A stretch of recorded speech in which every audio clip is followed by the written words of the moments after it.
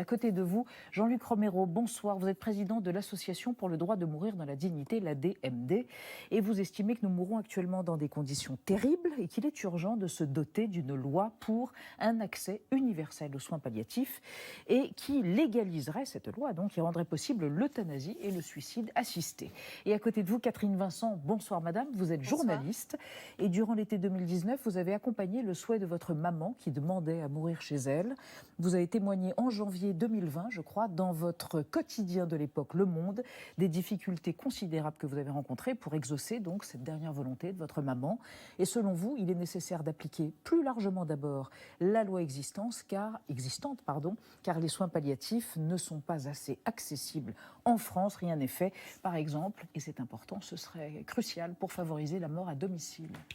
On démarre, je suis un peu émue par le sujet, on démarre ce débat par une de nos questions reçues de la part de nos internautes. Une question de téléspectateurs que je vous livre à tous les trois. Si la loi autorisant l'euthanasie est votée, sera-t-elle respectée par tous les médecins ou certains d'entre eux pourront-ils choisir de ne pas l'appliquer? Jean-Luc Romero, est-ce qu'en effet, un médecin pourra choisir de faire jouer la clause de conscience comme il est possible de le faire aujourd'hui, par exemple, sur l'IVG? Est-ce qu'on sait ce que prévoit le texte? Déjà, un médecin n'est jamais obligé de faire quelque chose qui est contre sa conscience. Mais en plus, dans toutes les lois qui ont légalisé l'euthanasie ou le suicide assisté dans tous les pays du monde, il y a une autre clause de conscience qui fait qu'un médecin qui ne souhaite pas accompagner dans ce geste d'amour peut le faire. Et donc, en France, donc le patient vers un autre médecin. Et donc, la proposition qui est actuellement discutée, celle d'Olivier Falorni, et toute celle d'ailleurs qui était présentée à l'Assemblée nationale, prévoit cette clause de conscience. C'est une loi, n'oublions pas, qui respecte toutes les consciences. Donc, aucun médecin ne sera obligé de faire un geste qu'il ne souhaite pas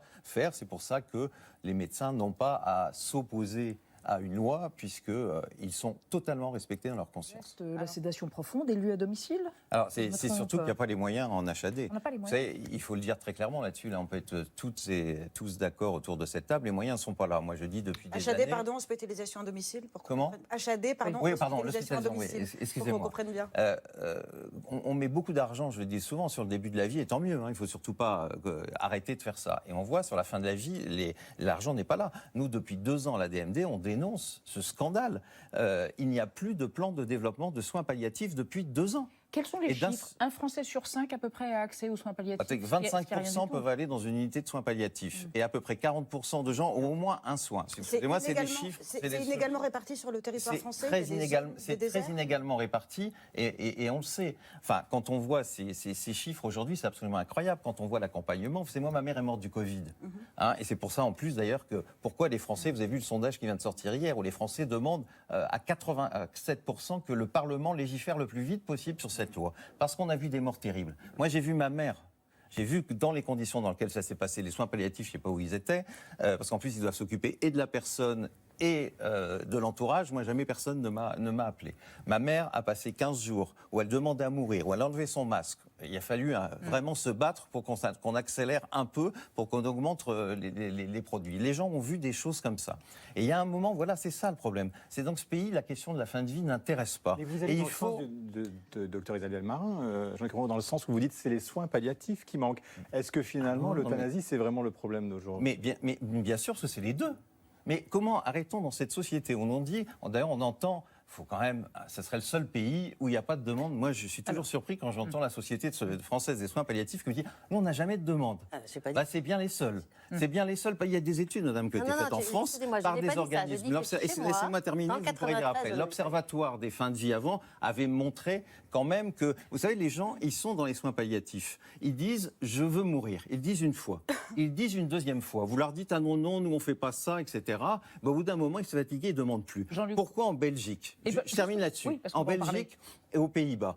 Pourquoi, dans un pays où il y a l'accès universel aux soins palliatifs, dans 2 pays, pourquoi il y a 2,7% d'euthanasie et pourquoi il y a 4,5% d'euthanasie aux Pays-Bas? C'est bien parce que c'est 2 choses différentes et complémentaires. Les soins palliatifs, c'est fantastique. Ça répond à 95% des situations. Jean-Luc Romero, il y a 5 à 6. Vous me tendez une perche que je tends à mon tour à Nadia Dam, que on va évoquer avec elle, les vrais chiffres de l'euthanasie en Belgique. Oui, parce qu'on entend assez régulièrement, surtout depuis quelques jours d'ailleurs, que la légalisation de l'euthanasie en Belgique, ça a conduit à une banalisation du geste, à des dérives gravissimes. Il suffit de se pencher sur des chiffres pour constater qu'il n'y a pas d'euthanasie à tour de bras, ni de façon aveugle. Ces chiffres proviennent viennent de la Commission fédérale de contrôle et d'évaluation de l'euthanasie, donc très sérieux. Ils révèlent d'abord une baisse récente assez nette. Il y a eu 2444 déclarations d'euthanasie en 2020, c'est 8% de moins que l'année précédente. La majorité, l'immense majorité concernait des patients âgés de 60 à 89 ans. Ils étaient atteints de cancer ou de polypathologie et le décès était attendu à très brève échéance dans 90% des cas. Les euthanasies pratiquées, dont on parle beaucoup, qui sont pratiquées sur la base de troubles mentaux ou cognitifs, comme la maladie d'Alzheimer par exemple, c'est très très très marginal, avec seulement 1,8% de l'ensemble des euthanasies. Et puis enfin, et ça aussi on en a beaucoup parlé cette semaine, en ce qui concerne l'euthanasie des personnes mineures, on n'a recensé aucun cas en 2020, un seul en 2019, et pour cause, les conditions d'encadrement sont très très strictes. L'enfant, je le cite, l'enfant doit être atteint d'une maladie incurable, vivre avec une souffrance physique constante et insupportable qui ne peut être apaisée, et le mineur doit avoir également une capacité de discernement. Docteur Marin, ce que on ne voit pas, en effet. Donner une autre condition.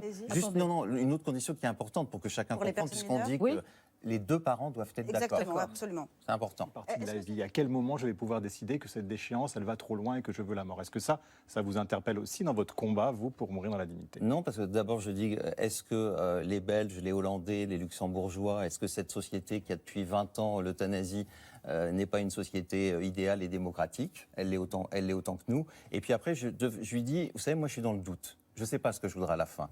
Et moi, je pense à Paulette Guinchard. Vous avez dû en entendre parler. Secrétaire d'État. Cette secrétaire d'État qui a fait des tribunes avec tous les anti-euthanasie possibles, avec tous les arguments possibles.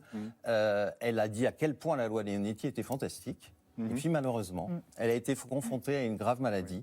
Et elle est partie. Et elle a eu l'honnêteté de faire un texte pour dire qu'elle était partie en Suisse. Alors moi, je dis, vous savez, moi, je ne sais pas ce que je voudrais, parce que moi, je ne suis pas un militant de l'euthanasie. Je suis un militant de la liberté. J'essaye de ne pas être doctrinaire et de dire, à la fin, eh bien, moi, je veux avoir tous les choix. Pouvoir aller dans les soins palliatifs, parce que je serai peut-être amoureux, et mes souffrances, eh bien, ce sera rien à côté de ça, ou peut-être parce que je n'en peux plus, parce qu'on est dans une république laïque, avoir la possibilité de partir parce qu'il n'y a pas un principe supérieur qui vous oblige à Marin, le c'est vrai que Paulette Guinchard a changé d'avis.